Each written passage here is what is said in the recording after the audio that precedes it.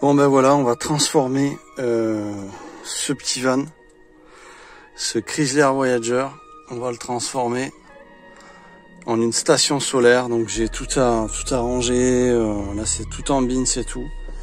Là j'ai les batteries, donc une lithium LiFePro 4, du gel qui est là, on m'a filé Dan.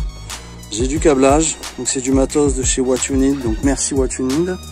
Coucou les enfants, donc là je suis en plein dedans. Alors pourquoi faire ça dans une voiture? Eh bien pour ceux qui ont suivi, cette voiture en fait n'a plus de marche arrière et je vais m'en servir comme abri de jardin et comme station solaire sur mon terrain pour alimenter mon camping-car et avoir énormément d'énergie. Ici, qu'on est en train de développer dans cette Chrysler Voyager et qui va être vraiment, ça va vraiment être un atout pour pouvoir avoir une puissance solaire. Ici on va pouvoir stocker des batteries, du matériel, vraiment tout ce qui est câblage et donc on va garder plus de place dans son véhicule. Dans mon camping-car j'aurai énormément plus de place, donc c'est vraiment ici l'idée de faire de cette voiture une station solaire. Et comme aujourd'hui les abris sont soumis à des réglementations compliquées, sur un terrain non constructible, tu peux pas construire, tu peux pas mettre d'abri comme tu veux, c'est compliqué, ça devient un peu chiant. Donc sur une voiture ils peuvent rien dire, hein, c'est une voiture, elle est même déplaçable, elle roule encore un peu sauf qu'elle n'a pas de marche arrière, mais ça va pas être un problème. Donc je transforme cette voiture en un abri solaire, station de puissance pour alimenter et j'envisage même le chauffer l'hiver dans le camping-car via l'installation de la Chrysler qu'on est en train de faire. C'est parti, on va faire quelque chose de génial, j'ai trop hâte de vous montrer. Là on a un hybride de 60 ampères qui délivre une puissance de 3000 watts. Donc on va essayer d'optimiser tout ça. Donc j'ai mes outils, et voilà, c'est le début, il va falloir que je range. Je voudrais garder l'arrière du véhicule pour mon matériel, mon outillage, tondeuse à gazon, tout ça. Et puis par là je vais essayer de faire une installation solaire. Donc voilà, ben c'est parti, on va essayer de faire quelque chose. Donc un ondulateur hybride, tu dois sortir la partie avec ton contrôleur. Ça se démonte par 4 petites vis. Et puis là, tu as accès à tout ce qui est connectique. Donc alors attends, là je vais te montrer. Voilà. Donc là en fait, tu as ton plus et ton moins batterie. Ici tu as l'arrivée en EDF, parce que tu peux carrément balancer de l'EDF en entrée. Et donc sortie donc avec onduleur pur sinus pour le 220. Et voilà, il faut passer des câblages par là. Donc c'est parti, je vais commencer un petit peu à câbler, après câbler, et puis après je vais déjà faire l'installation avec les batteries, et puis après je verrai pour les panneaux solaires à l'extérieur.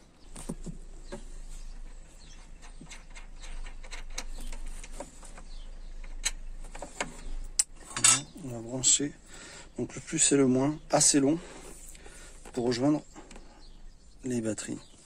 Voilà, donc le rouge avec le positif, voilà, positif, le câble au noir, donc avec le négatif.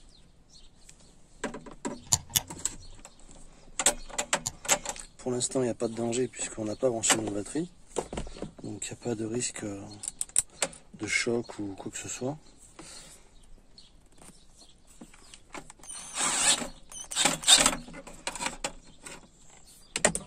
Voilà, là on est bon. Vous trouvez tout sur le site de What You Need, je vous mettrai le lien. Et alors là, pour les panneaux solaires, ce qu'on va faire, on va se servir de ces connectiques là, donc ils sont très bien pour aller dans l'onduleur, et on finit sur 2 MC4, voilà, 2 MC4, et donc pour brancher nos panneaux solaires, ça va être une bonne chose, parce que par la suite j'ai l'intention de faire des rajouts, donc à partir de là on pourra mettre des doublettes, des triplettes et des quadriplettes éventuellement, donc ça sera une bonne chose. Donc on va mettre ça, ça sera parfait. Donc là on a l'entrée des panneaux solaires, hein. Donc panneaux solaires plus, le moins. Donc on va commencer par mettre le plus. Alors voilà, et on va fixer correctement. On va fixer correctement ça, le plus et le moins. Alors mon moins, où est-ce qu'il est? Il est là. Ah, c'est une usine à câbles là. Voilà.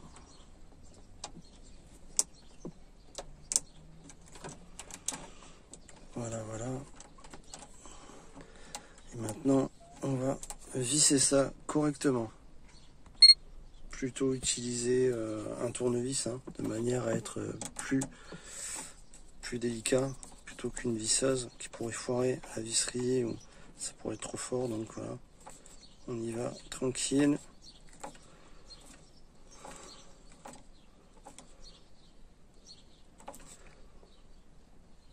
Voilà, pareil pour le moins.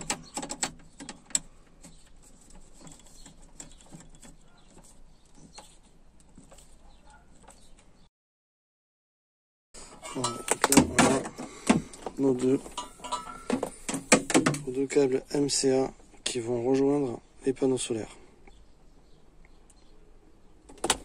Pour vous montrer, donc là on va brancher la sortie en fait de l'onduleur hybride qui correspond finalement au convertisseur, en fait l'alimentation qui va être du 220 comme dans un réseau domestique en fait. Voilà, donc on va brancher ces deux fils, donc la phase et le neutre. Et là on va brancher la terre à cet emplacement là qui est pour la terre mais qui n'est pas en rapport avec la terre de l'EDF, hein. Là c'est la terre finalement de l'ondulation. Comme on est là dans un travail où on va avoir du 24 volts qui va arriver en panneau solaire et du 12 volts qui va aller en batterie, donc là on est en terre d'ondulateur, on va dire, voilà, pas en terre d'EDF.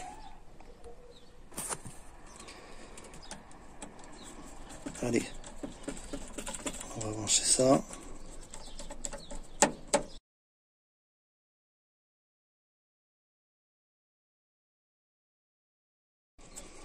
Et là en fait vous allez voir, ça rejoint une multiprise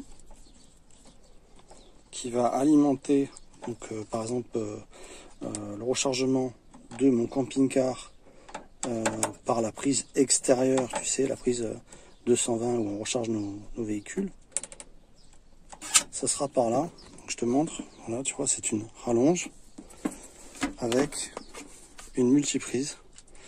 Et là, je pourrais alimenter ma pompe de forage, pour alimenter mon camping-car, enfin tout ce que je veux quoi, en 220 via l'hybride. Voilà, avec sa puissance maximale de 3000 watts en crête pur sinus. Ça vraiment être cool. Là, on voit qu'il y a des fans, des ventilations qui sont vraiment pas mal sur les onduleurs et qui font bien le boulot, quoi. Voilà, je vais brancher la petite masse. Et puis après, pour ce coin-là, on va tout refermer. Ce que j'aime bien, c'est que il y a une grille de protection, donc finalement les fils ne peuvent pas se toucher, il peut pas y avoir de court-circuitage ou quoi, donc c'est très très bien fait. Voilà, donc là on a notre masse qui est branchée, on a nos connectiques, on a notre batterie, nos panneaux solaires. On va pouvoir refermer la partie grille et protection et cadran de l'onduleur hybride. Voilà.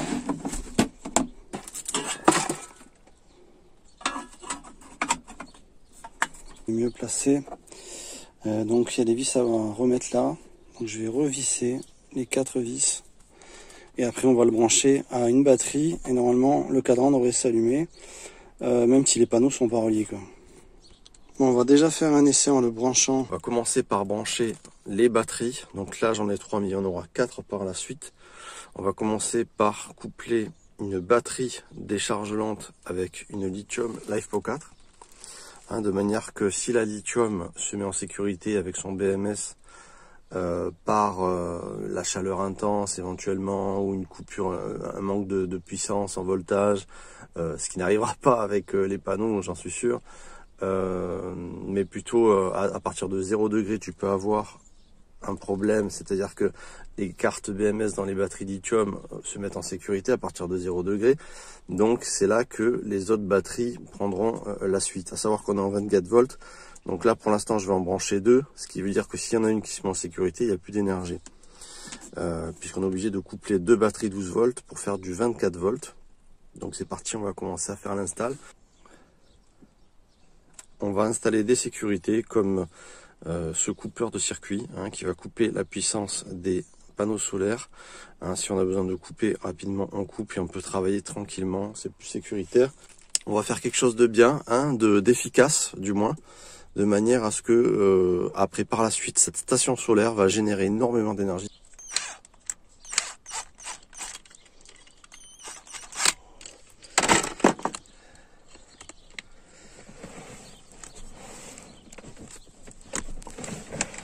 Ok, donc là on monte en série. Après il faudra fixer les batteries au sol. Donc plus, moins, moins, plus. Donc là on va brancher la borne positive qui se retrouve dans notre hybride ici. Donc qui va à la borne positive pour l'emplacement des batteries. Donc on va brancher ça pour rejoindre nos batteries.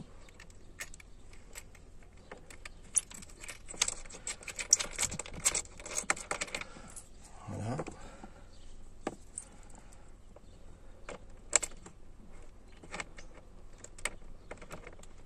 Et parce que là tu branches une batterie 12 volts, ça fonctionne pas quoi. Ce sont des onduleurs hybrides 24 volts et qui produisent que du 220. Ça va pas de produire du 12. Donc là on change totalement de méthode. Donc là on a la borne positive qui est branchée à notre batterie lithium LiFePO 4. Bon, après je vais gérer ça le plus proprement possible. Il est un petit peu long. Voilà. Alors ensuite là on a nos 2 MC4 que j'ai branchés qui rejoignent l'onduleur hybride et qui seront pour rejoindre les panneaux solaires, notamment notre interrupteur, notre coupeur d'alimentation électrique par les panneaux.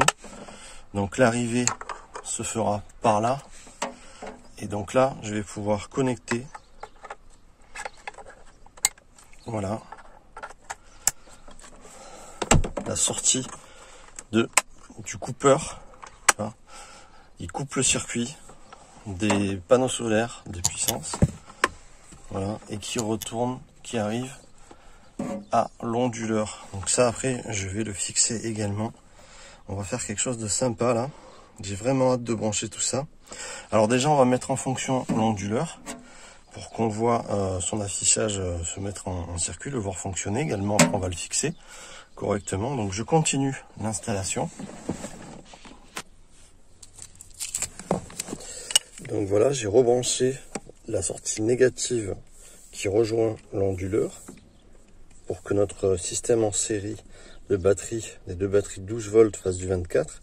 Et donc là, je vais connecter au plot le moins qui va rejoindre le moins. Hop, ça c'est bon signe. Qui va rejoindre le moins de l'onduleur. Et là, on entend l'onduleur se mettre en alimentation. Voilà, donc là il vient de s'allumer. Alors il y a un temps, il y a quelques secondes avant de se lancer sur les onduleurs, c'est normal. C'est tout à fait normal, voilà. Et donc là il va commencer à se mettre en opération de pouvoir générer du 220. Donc là il est allumé, donc je vais l'éteindre pour l'instant parce qu'on va le fixer correctement. Donc là il peut déjà générer du 220 immédiatement.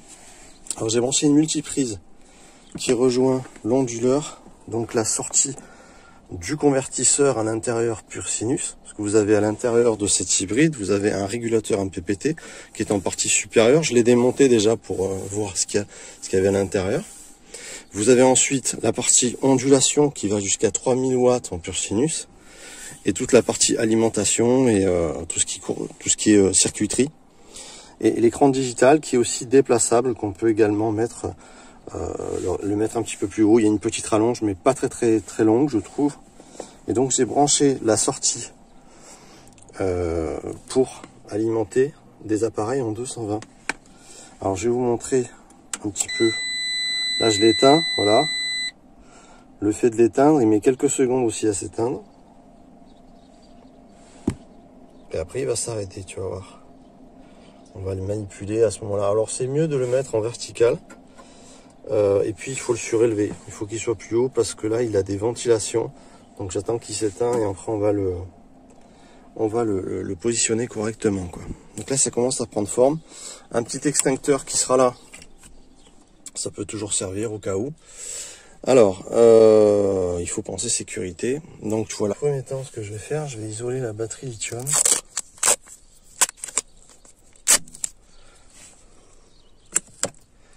Voilà. Correctement.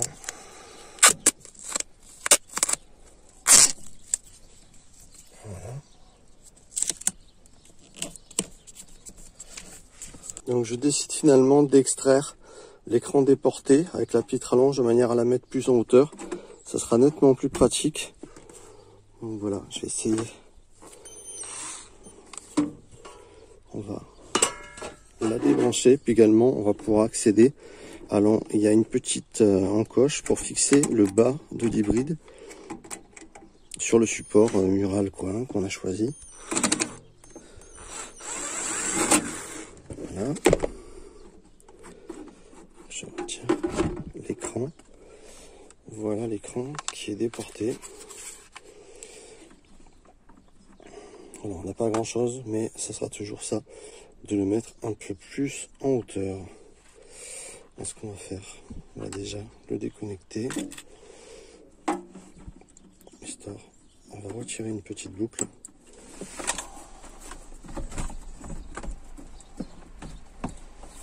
Voilà. Maintenant, on va fixer vers le bas, à l'intérieur.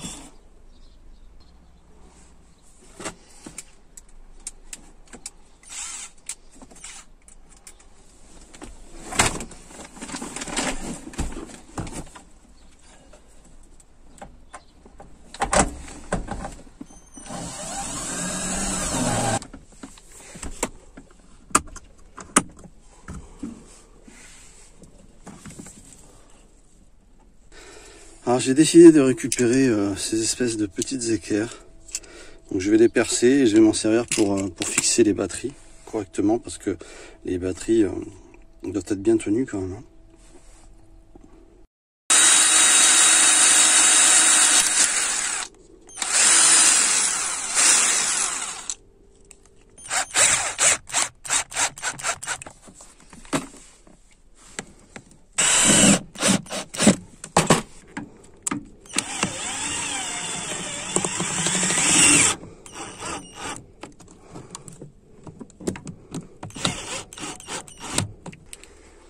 Voilà, mon bloc de multiprise est fixé. Ma coupure d'alimentation panneau solaire est fixée. L'hybride, ça je vais voir ce que je vais faire après. L'hybride est fixé. J'ai plus qu'à remettre le cache de protection. Et mes batteries sont fixées avec les cales. Et j'ai mon écran déporté que j'aimerais bien mettre là. Je vais essayer avec du 3M. J'ai du 3M dans le camping-car. Je vais essayer ça. Bon, j'ai finalement remis la plaque. S'il faut, je la démonterai. Je ferai des trous dessus pour aérer. Je trouve que finalement cette plaque étouffe énormément. Même si ça respire par là, je trouve qu'elle étouffe énormément. Donc voilà, je surveillerai. Je surveillerai un petit peu tout ça. Alors on va coller maintenant notre écran déporté. J'ai ces petits patins en 3M. C'est pas du 3M. C'est pas du 3M. Alors normalement, on va voir. On va essayer.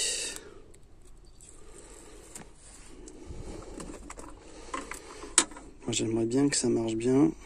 C'est ce qu'il faut voir, c'est la chaleur cet été, quoi.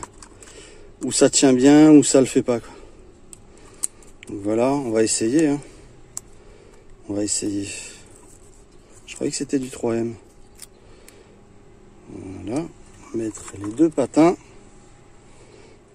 Voilà. Donc là, on va fixer notre Voilà. Notre écran déporté. On en profite pour l'allumer.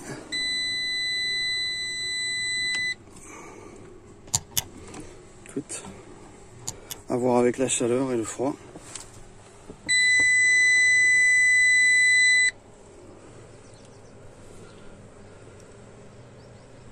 Là, il se met en marche, ça met un peu de temps. Tac.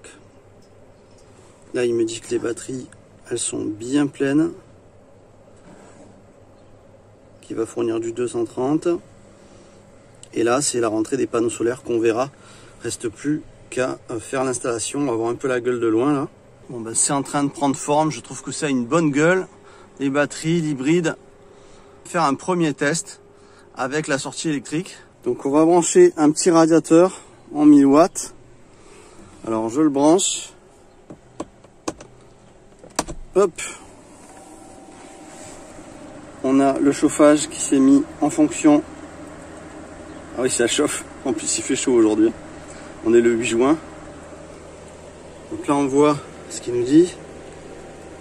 On voit que ça tape un peu dans les batteries, bien sûr. Parce que là, il n'y a pas d'alimentation de rechargement en panneaux solaires. Je vais le passer en 2000 watts. Donc lui, il se met en ventilation. Et puis là, on a 2000 watts de puissance en chauffage. C'est juste énorme. Donc l'installation fonctionne bien. J'ai trop hâte de brancher les panneaux solaires. Donc je vais installer maintenant un disjoncteur avec fusible de 100 ampères pour plus de sécurité. Et c'est ce qu'il faut toujours faire entre votre borne plus des batteries qui rejoint l'onduleur hybride. Voilà. Donc on va faire ça maintenant. Fusible déjà qui est dedans. Et on a un deuxième fusible qui est offert. Fixer la boîte et après on va fixer le capot. Alors normalement j'aurais dû le faire avant, mais c'est pas grave, on a la place.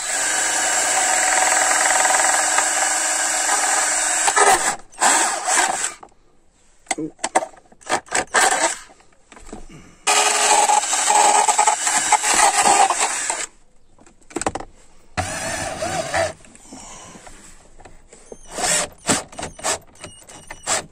Voilà. L'avantage, c'est que les plastiques de la Chrysler sont très épais et très massifs. Du coup, ça se fixe très bien dans le plastique.